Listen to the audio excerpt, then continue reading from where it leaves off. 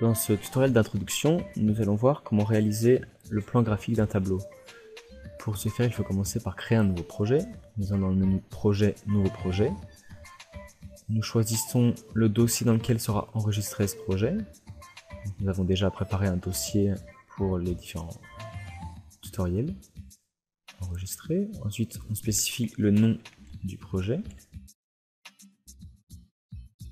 Automatiquement est créé un sous-dossier dans le dossier que nous avons choisi. Et les deux réglages qui sont importants sont la résolution et l'échelle. Donc la résolution, nous la fixons à 200 dpi. Et il faut toujours spécifier une échelle, puisque Meticomap est un logiciel qui est développé dans le domaine de la restauration. Et les images produites pour documenter les différents objets doivent présenter une information géométrique. Donc, par exemple, la longueur d'une fissure, la dimension d'une façade. Donc, quels que soient les objets qu'on manipule et les projets, il y a toujours une échelle à choisir. Appliquer. La fenêtre suivante qui s'ouvre nous permet de choisir la qualité d'affichage qu'on peut réduire quand on a des gros projets. Dans notre cas, on va le laisser à 100%. Sur la gauche, nous avons différents menus, dont le menu Projet, dans lequel on peut importer des images déjà corrigées géométriquement ou des dessins réalisés par CAO sur ces images. Il y a également le menu Redressement dans lequel nous allons pouvoir choisir l'image que nous voulons redresser. Par un clic droit sur Image de base, nous choisissons Charger une image. Toujours dans le dossier d'exercice, pour ce tutoriel, nous choisissons tableau et cette image. Pour le type de redressement, nous choisissons rectangulaire et sélectionner. Grâce à l'outil rectangle situé ici, nous allons pouvoir sélectionner les 4 angles du tableau avec des clics gauche à chaque fois. Je sélectionne tout d'abord en haut à gauche.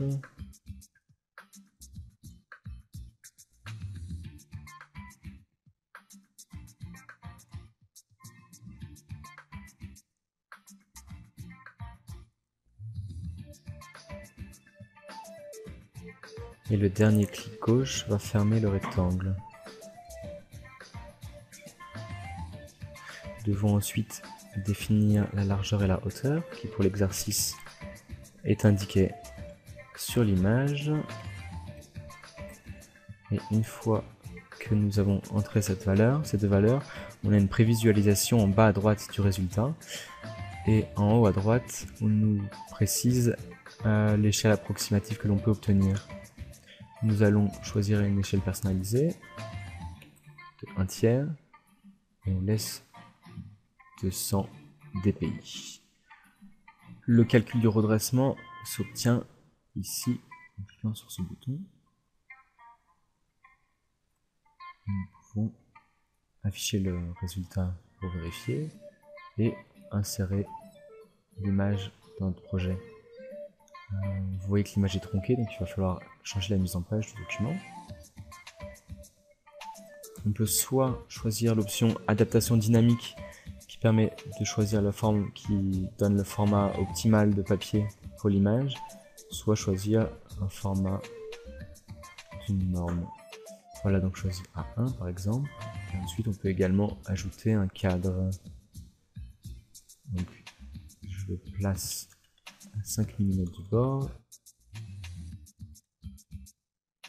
Et je choisis l'option affichage du cadre en bas à gauche.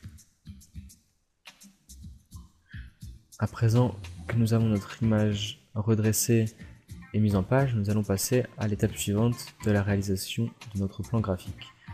Pour ce faire, nous allons dans le menu graphique. Ensuite, en haut, graphique, gestion des classes. Nous pouvons créer une nouvelle classe.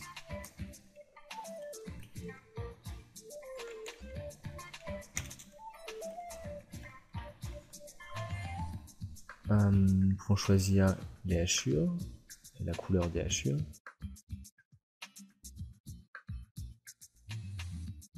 Nous pouvons également choisir la couleur de remplissage et lui adapter une transparence.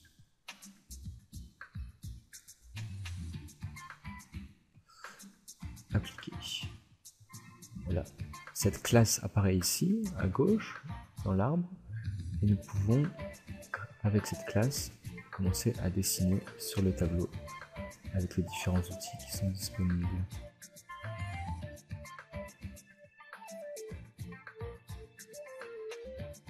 Il est également possible d'importer des classes. Pour cela, on retourne dans le menu graphique et gestion des classes. Et avec ce bouton maquette de graphique, on peut choisir le projet qui nous intéresse. Voilà, donc là on voit les différentes classes qu'il est possible d'importer. On les importe et appliquer. Elles apparaissent à ce niveau. Nous pouvons utiliser les différents outils de CAO pour dessiner sur l'image. Donc là, l'outil polygone. À nouveau, c'est clic gauche pour faire des points et clic droit pour le fermer. Outil courbe. Outil rectangle et ainsi de suite. On peut utiliser une combinaison de ces différents outils également.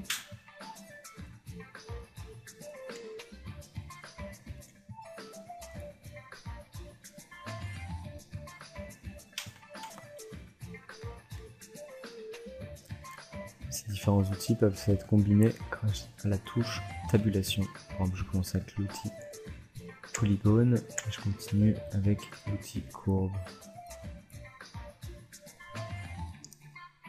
Il est également possible de travailler sur différentes images, sur plusieurs images redressées. Donc, nous retournons dans le menu redressement. Nous chargeons une nouvelle image, cette fois une prise de vue sous UV. Toujours redimensionnement rectangulaire. Et comme la fois précédente, nous choisissons les 4 angles.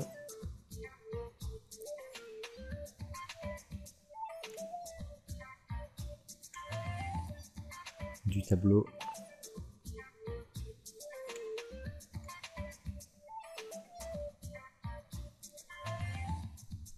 Ah, j'ai fait une erreur, je vais pouvoir vous montrer comment la corriger après coup.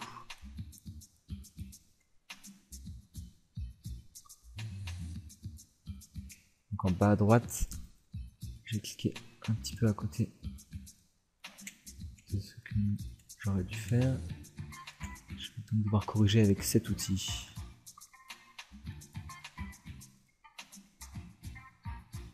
Donc cliquez une première fois pour choisir le point et une deuxième fois pour déplacer.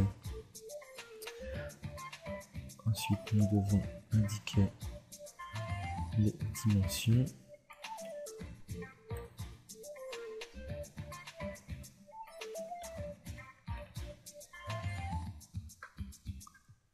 Et on voit la prévisualisation.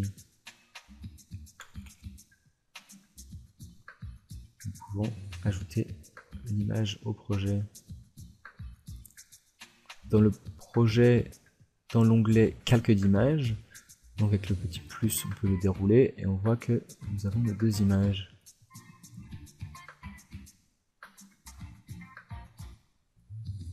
Elles ne sont pas parfaitement superposées, donc on peut les déplacer grâce à l'outil déplacement qui est placé ici.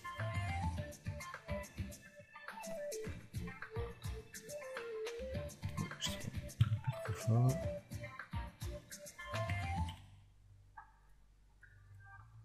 Voilà, les images sont superposées. On retourne dans le menu graphique. Et nous allons voir comment gérer des groupes de classes. Donc graphique, gestion des groupes. Nous créons un nouveau groupe que nous appelons altération, dans lequel on place toutes les classes que l'on a importées et l'image qui est prise avec lumière du jour.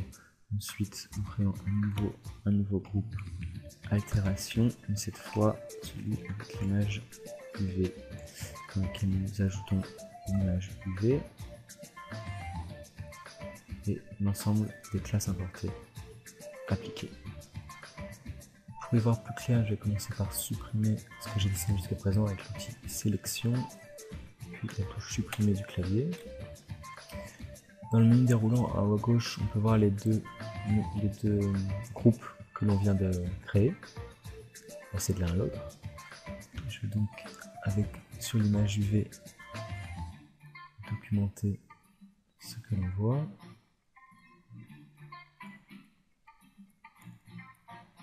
Évidemment, on peut utiliser les différents outils que je vais vous présenter.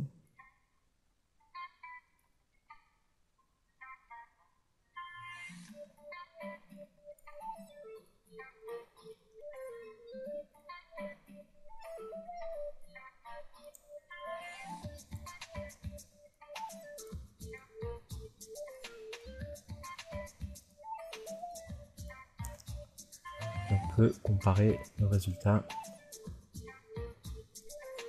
sur les deux images. Ajoutons à présent une légende à notre plan graphique. Pour ce faire, nous allons dans le groupe et on crée une légende pour le groupe. Là, créer une légende. Elle apparaît donc en bas à gauche. Il est possible d'ajouter des colonnes. Insérer une mise en page des colonnes. Donc dans l'onglet données à droite de la fenêtre légende. Je fais faire 3 colonnes. Il est possible évidemment de déplacer le saut de colonne de cette façon, tout simplement en glissant dans la liste. Il est également possible d'ajouter des données.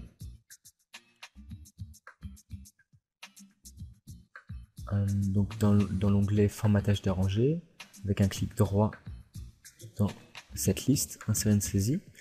Donc nous achetons par exemple le numéro de la classe, le nombre d'éléments documentés. On peut également ajouter la surface que représente cette surface documentée. Donc par exemple, j'ai dessiné deux formes, on voit le nombre ici, et elles n'en prennent pas une surface suffisante pour que ça apparaisse, mais si je le fais maintenant, vous voyez que ça s'actualise automatiquement. Il est également possible d'obtenir cette surface en pourcentage, donc je retourne dans l'objet légende et j'ajoute cette fois la quantité en pourcentage de la sélection, c'est-à-dire que c'est le pourcentage par rapport à tout ce qui a été dessiné, donc en l'occurrence 100% puisque je ne dessine que dans cette classe, mais si je commence à dessiner une classe, ça se répartit. Pour faire apparaître le pourcentage par rapport à la surface de l'objet, nous ajoutons à nouveau une nouvelle colonne et cette fois pourcentage par rapport à l'objet. Okay. Il faut spécifier à quoi correspond l'objet. Donc je vais créer une nouvelle classe graphique, gestion des classes, que je nomme tableau. Voilà, simplement un contour noir appliqué. Dans cette classe tableau qui se trouve dans tout, je vais spécifier où se trouve le tableau.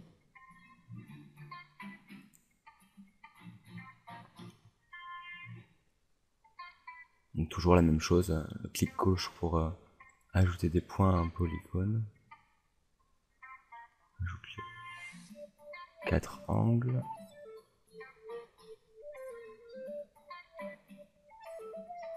Et clic droit pour fermer. Et à présent, graphique, zone graphique objet, et on spécifie à quoi correspond l'objet, donc la classe tableau. Et là on voit apparaître le pourcentage, par exemple le pourcentage de surface détachée par rapport à la surface totale du tableau. Voyons à présent comment ajouter du texte. Donc on retourne dans la gestion des classes et on ajoute une classe texte. On spécifie que c'est un type texte en couleur noire, appliqué. En utilisant ce texte, on a à présent accès à l'outil texte qui se trouve ici. Donc, il est possible d'ajouter du texte. On peut le changer après coup. Mettre un texte. Donc le corriger, changer sa taille. Également possible d'ajouter un cadre. De ce cadre, on peut dessiner une flèche vers l'objet qui est décrit. Il est possible également de copier du texte et de l'utiliser ainsi en signe conventionnel.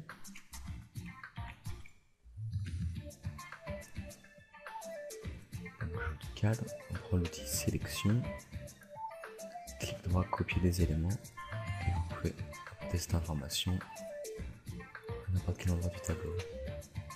Clic droit pour finaliser, appliquer. Voyons à présent comment ajouter une image de détail.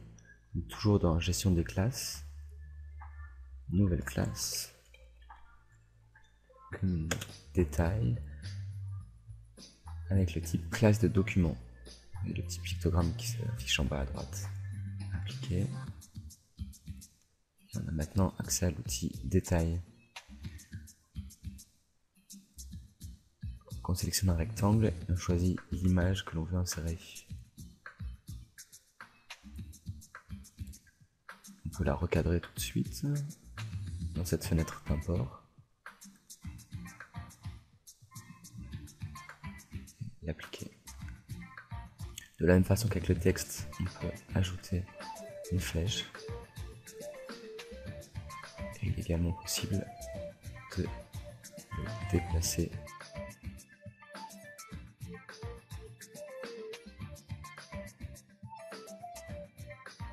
Finalement, nous voulons imprimer. Nous avons un menu projet imprimer. Il est possible de choisir le groupe de classes que l'on veut imprimer. Par exemple, altération, ou bien altération V. Nous pouvons aussi sélectionner une zone de l'image à imprimer. Donc c'est par ce bouton. Nous pouvons afficher l'image en niveau de grille pour voir plus précisément les zones qui ont été documentées. Également lui appliquer une transparence.